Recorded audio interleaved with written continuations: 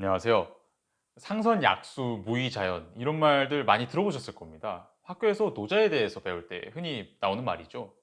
이 말들은 그 전해주는 아우라가 참 멋있는데요. 뭐 선은 최고의 선은 물과 같다. 아무것도 가해지지 않은 그대로의 자연. 이런 말들이 참 멋있습니다.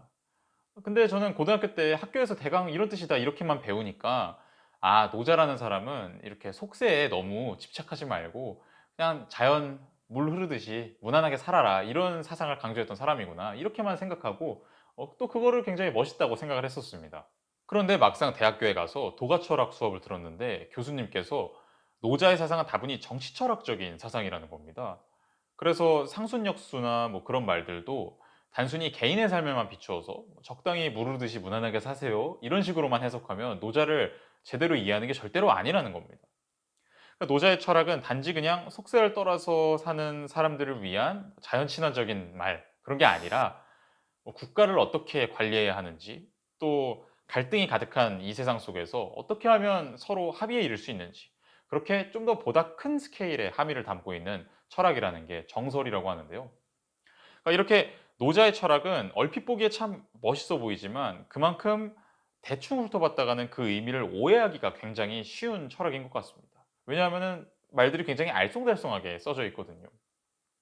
그래서 어느 정도는 가닥을 잡고 들어가는 게 좋다고 생각하는데요. 얼마 전에 시공사라는 출판사에서 나 홀로 읽는 도덕경이라는 책을 보내주셔서 한번 읽어봤습니다. 일단 결과부터 말씀드리자면 정말 재밌게 읽었습니다. 그러니까 책의 구성 자체가 앞에 절반은 이 최진석 교수님이라는 분께서 노자의 도덕경을 어떤 관점에서 해석을 해야 하는지, 또 지금 4차 산업혁명이 진행되고 있는 이 시대에서 노자의 도덕경이 우리 삶에 어떤 의미를 가질 수 있는지 그런 것들에 대해서 굉장히 알기 쉬운 언어로 설명을 해 놓으셨고요. 또 뒤에 나머지 절반은 도덕경의 한문 원문과 한국어 번역본을 실어 놨습니다. 그래서 책의 설정 자체가 스스로 원문을 해석하는 힘을 기를 수 있게끔 어 구성이 되어 있고요. 저는 굉장히 좋은 구성이라는 생각이 들었습니다. 오늘은 이 책에서 노자의 도덕경에서 어떤 점들이 특히 강조돼서 소개되고 있는지 간단하게 짚어보는 시간을 가져보려고 합니다. 일단 첫 번째 포인트는 노자는 세상의 이치를 어떤 한 고정적인 개념을 통해서 파악하는 것에 반대를 했다는 겁니다.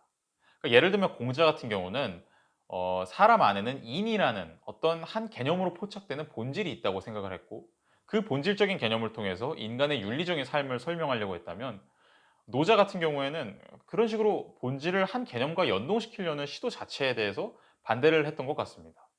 아니 물론 인이라는 개념 같은 거를 사용하는 것 자체에는 큰 문제가 없겠지만 만약에 우리가 인이라는 개념이 정말로 고정적으로 존재하는 것이고 또 인은 모든 인간이 따라야 하는 그런 이상적인 것이라고 딱 체계를 잡아버리게 되면 그리고 거기에 너무 집착하게 되면 필연적으로 뭐는 인이고 뭐는 인이 아닌지 구별을 할 필요성이 생겨나게 되고 그렇게 되면 자연스럽게 인에 포함되는 것들은 추종이나 숭배의 대상이 되고 인에 포함되지 않는 것들은 반대로 공격과 무시의 대상이 되겠죠. 그러니까 이렇게 어떤 무엇 하나를 하나의 고정적인 개념으로 정립하고 그것에 집착하는 일은 반드시 그 반대의 것을 소홀히 하거나 공격하는 결과를 초래하기 때문에 결과적으로는 전체적인 시스템이 균형적으로 발전하는 것으로 이끄는 게 아니라 어느 한쪽으로 치우치고 왜곡되도록 만들어 버린다는 겁니다. 그래서 예를 들어서 전쟁과 평화를 명확하게 구별하고 평화만을 추구해야 한다고 말하는 평화주의자들은 전쟁과 관련된 모든 것들을 제거의 대상으로 바라보고 금기시하려고 하는데 아이러니하게도 그렇게 하면 전쟁에 대한 억제력이 약해지게 되고 결과적으로는 더 비참한 전쟁으로 이어지게 될 겁니다. 그래서 우리는 세상의 사태를 고정적이고 빡빡한 개념을 통해서 파악하기보다는 항상 조금 공간을 남겨놓고 유연하게 바라봐야 한다고 노자는 생각했던 것 같습니다. 이것과 비슷한 맥락에서 중요한 두 번째 포인트가 있는데요. 바로 지와 명의 구별입니다. 그러니까 지는 기본적으로 구별을 통한 알을 뜻한다고 합니다. 우리가 흔히 뭔가를 안다라고 생각하는 건 그 알의 대상을 다른 대상들과 구별할 수 있다는 거지 않겠습니까? 그러니까 예를 들어서 고양이가 뭔지 안다는 건 고양이와 개를 구별할 수 있다는 거겠죠. 그런데 이런 구별을 기반으로 하는 지혜에 안주하다 보면 세상의 모든 것들을 뚜렷한 선을 가지고 나눠서 바라보게 되고 마치 그 구별이 모든 것을 알려주는 듯한 착각에 빠지게 될 수도 있습니다. 반면에 명 같은 경우에는 똑같이 알미라는 뜻을 가졌지만 모든 것들이 서로 대립되는 것들의 상호 의존 관계를 통해서 존재한다는 걸 통찰하는 지혜입니다. 그러니까 지는 선은 선, 악은 악 이렇게 명확하게 딱 나눠 놓고 그 분류 체계를 통해서 세상의 모든 것들을 파악하려고 한다면 명 같은 경우는 선은 악과 대비되는 의미에서 선일 수가 있는 것이고 악은 반대로 또 선과 대비되는 의미에서 악일 수가 있다는 그런 상호 의존 관계를 파악하는 지혜입니다. 그래서 아무래도 지혜의 관점에서만 세상을 바라보는 사람들은 선과 악은 명확하게 딱 구별이 되는 거니까 '아 우리는 악은 공격하고 선은 추구하면 되겠네.' 이렇게 생각을 할 수 있겠지만 반대로 명에 충실한 사람들은 선과 악이 서로 맞닿아 있다는 걸 알기 때문에 진정한 선을 실현하는 거는 생각보다 그렇게 단순한 것이 아니라는 거를 잘 알고 오히려 조금 더 유연하고 다각적인 방법을 통해서 최선의 결과를 이끌어내는 그런 능력을 갖출 수가 있겠죠. 그러니까 노자는 우리가 추구해야 할 것은 지가 아니라 명이라고 주장을 합니다. 그런데 막상 이 세상을 살아가다 보면 오히려 지혜에 충실한 사람들이 더 큰 목소리를 내는 경우가 많습니다. 왜냐하면 아무래도 명에 충실한 사람들은 항상 대립되는 것들이 왔다 갔다 하는 복잡한 변수들을 펼쳐놓고 바라보다 보니까 어떤 한 의견을 내는데도 신중하게 여러 번 다양한 각도에서 살펴볼 수 없는 반면에 그게 지혜에 충실한 사람들의 관점에서 바라보면 굉장히 답답하고 느릿느릿하고 어눌하게 보일 수가 있겠죠. 왜냐하면 지혜에 충실한 사람들은 세상의 모든 것들을 이거 아니면 이거 이렇게 분류 체계를 통해서 파악하기 때문에 오히려 더 과감하게 금방금방 한쪽 편만을 고려하고도 자신의 의견에 확신을 가지고 이야기를 할 수 있기 때문이죠. 이 책에서는 정부의 부동산 정책에 대해서 예시가 등장하는데요.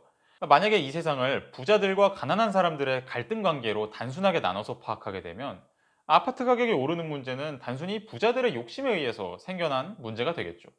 그렇게 되면은 부자들을 규제하면 아파트 가격이 떨어지겠네. 이렇게 생각을 하게 될 수가 있죠.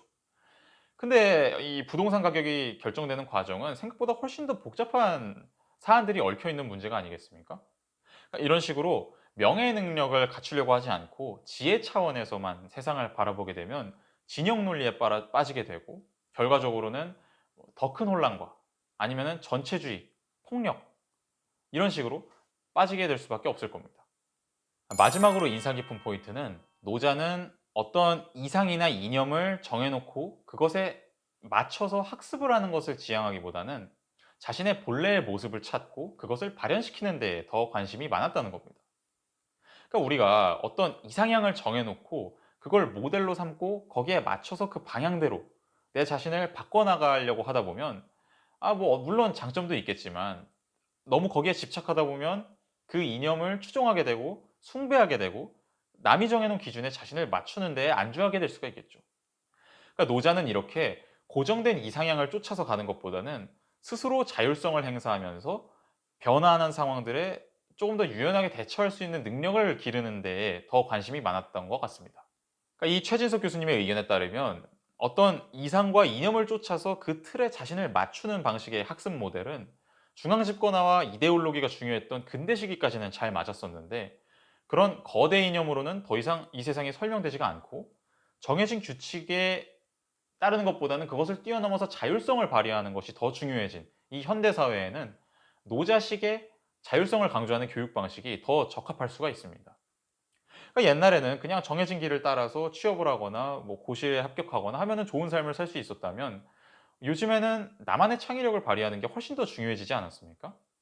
그러니까 나 스스로 자율적으로 내가 구상하고 내가 선택해서 삶을 개척해 나갈 수 있는 능력이 지금은 엄청나게 중요해졌죠. 노자의 도덕경 안에서는 이 자율적인 삶에 대한 포인트들을 많이 찾을 수가 있습니다. 네, 이렇게 나홀로 있는 도덕경이라는 책에서 제가 중요하다고 느꼈던 포인트들을 몇 개 소개해 드려 봤는데요. 이 책은 단순히 노자에 대해서 해석을 주입시키는 그런 책이 아니라 처음부터 끝까지 스스로 생각해 보고 경전을 숭배하기보다는 경전을 이 시대에 맞게 나에게 도움이 되는 방향으로 해석해 볼 수 있는 그런 기회를 제공해 주는 책이기 때문에 아주 좋은 책이라는 생각이 들었습니다. 이런 방향성 자체가 노자가 우리에게 던져주는 메시지와도 아주 잘 맞아떨어진다고 볼 수가 있겠죠. 그런데 만약에 또 이 책에서 던져주는 메시지를 또다시 무비판적으로 받아들이면서 그 내용을 이념과 숭배의 대상으로 삼는다면 노자와 이 책이 어떤 계시해주는 길에 반대되는 길이 될 것입니다. 그래서 만약에 여러분들이 이 책을 읽으신다고 해도 아니면 어떤 다른 고전을 읽으신다고 해도 거기에는 어떤 문제점들이 발견되는지 또 그런 것들 안에는 어떤 시대착오적인 측면들이 있는지 그런 것들을 비판적으로 생각하면서 읽으셨으면 좋겠습니다. 오늘 준비한 내용은 여기까지고요. 나중에 시간이 나면 노자의 도덕경에 대해서 제가 직접 느낀 바도 한번 소개해 드리는 시간을 가져보도록 하겠습니다. 네. 다음에 또 좋은 내용으로 돌아오도록 하겠습니다. 감사합니다.